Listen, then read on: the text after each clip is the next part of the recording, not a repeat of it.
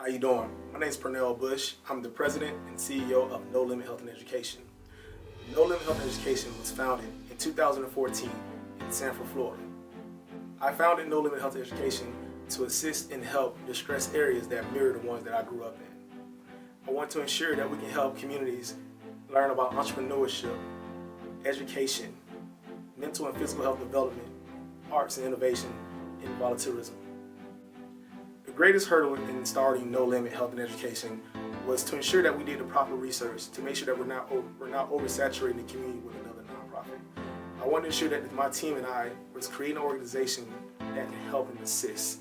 So the best way we've seen that was through collaboration. Collaboration has been one of our key factors in assisting our community, where we able to bring more large entities down into the community to ensure that they're delivering their programs and services, and also partnering with small grassroots organizations to help fulfill their capacity. Our operating budget for the fiscal year 2017 was just over $19,000. You can check those numbers at freshfromflorida.com under Check a Charity. In 2014, our organization did participate in a capacity building program, but being very young, I don't really think we got to receive everything that we took from that. However, being with other organizations that were much older than us, 5 to 10 years older than us, seeing where they were at and seeing that they had some of the same things that we were questioning about how to get our development on the ground, the capacity building program allowed us to build a framework to start growing our organization from.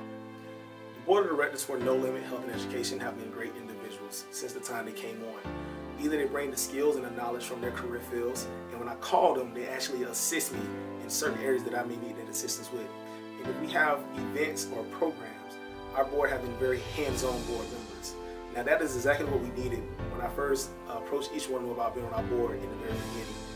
I would describe the impact of our organization as being a very positive one on the community. Not only to the stakeholders of the community members, but to the stakeholders of the actual government that we work with and the larger entities. With individuals, we create programs. We're a program-based organization that we create programs that empower the community members.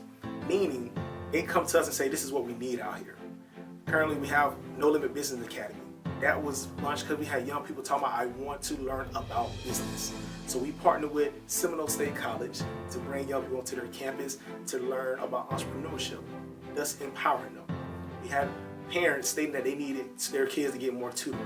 So we partnered with the Sanford Police Department to put together a public service for education program, which had a two-pronged effect. First, having positive interaction between community members and law enforcement. And second, providing supplemental education to the kids in the community youth in need. The resources our organization needs the most at this moment is funding, planning, and evaluation reporting. With funding planning, if we start to talk about the things that we're doing in the community, to actually start putting budget and numbers behind them, to start to help build that capacity.